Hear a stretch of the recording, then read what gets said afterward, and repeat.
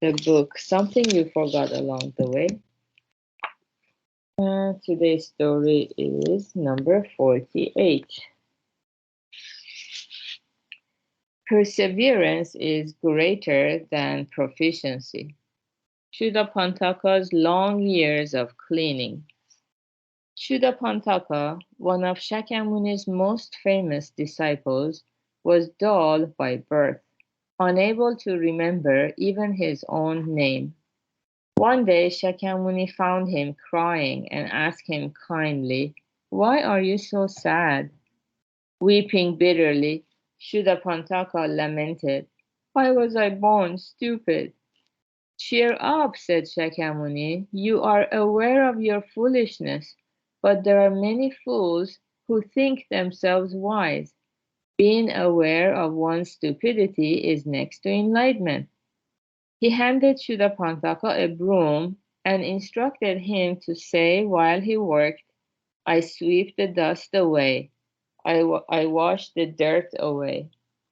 Shuddhapantaka tried desperately to remember those sacred phrases from the Buddha, but whenever he remembered one, he forgot the other. Even so, he kept at this chore for 20 years. Once during those 20 years, Shakyamuni complimented Shuddhapantaka on his determination. "No matter how many years you keep sweeping, you grow no better at it, and yet that does not cause you to give up. As important as making progress is, persevering in the same endeavor is even more important. It is an admirable trait, one that I do not see in my other disciples." In time, Shuddhapantaka realized that dust and dirt accumulated not only where he thought they would, but in places he least expected. He thought, "I knew I was stupid, but there's no knowing how much more of my stupidity exists in places I don't even notice." In the end, Shuddhapantaka attained the enlightenment of an arhat, a very high stage. Besides encountering a great teacher and true teachings, it was his long years of effort and perseverance that crowned him with success.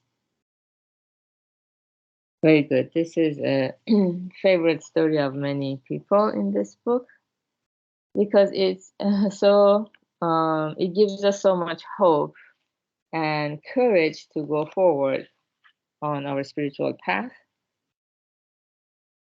And all because of the perseverance paramita. Because if you think about it, we are made of blind passions, like we have a lot of desires. When desires are not fulfilled, irritation or anger erupts. And then when we cannot express those frustrations or irritation to people, then it turns into grudge or resentment. These kind of blind passions that we are made of.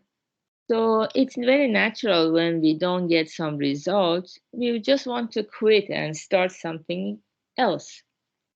That's the working of our blind passions. So we always crave for novelty, something new, because our deluded mind gets satisfied thinking that, oh, maybe this one might work. This other one didn't work, but this one might work. So, so Shuddhapantaka, he was doing cleaning and cleaning and cleaning. And for 20 years, he didn't see any light of the truth or reality. He didn't get enlightened for 20 years, but he didn't give up.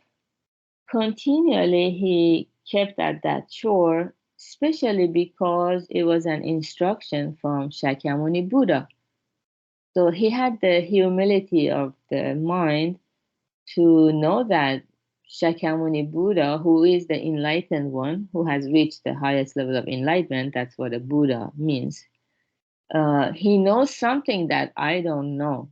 So to be able to trust the Buddha, the teacher, and continue at the practices. That is a very admirable trait, and it's not very common.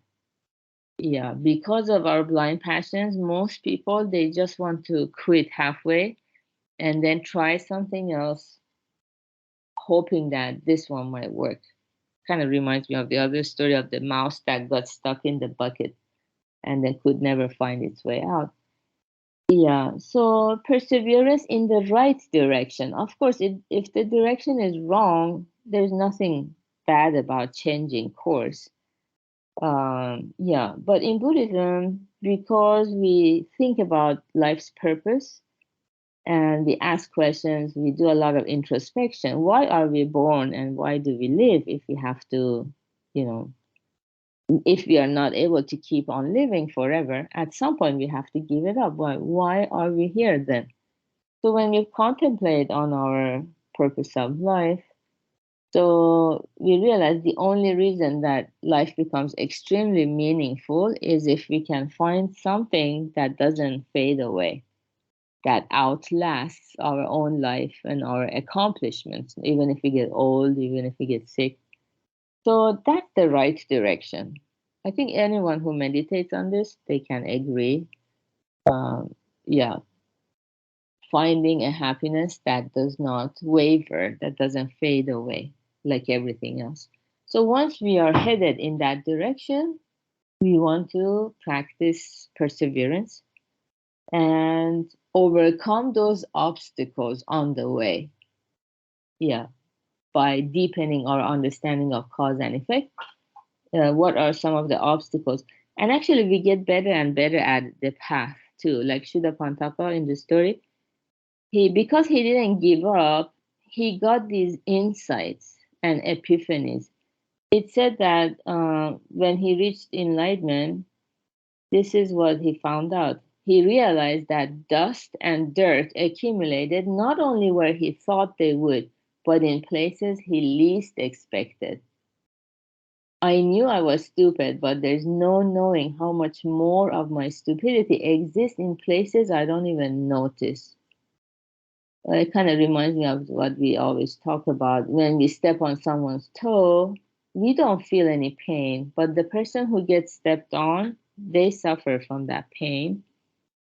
That means the person who is inflicting the pain has no awareness.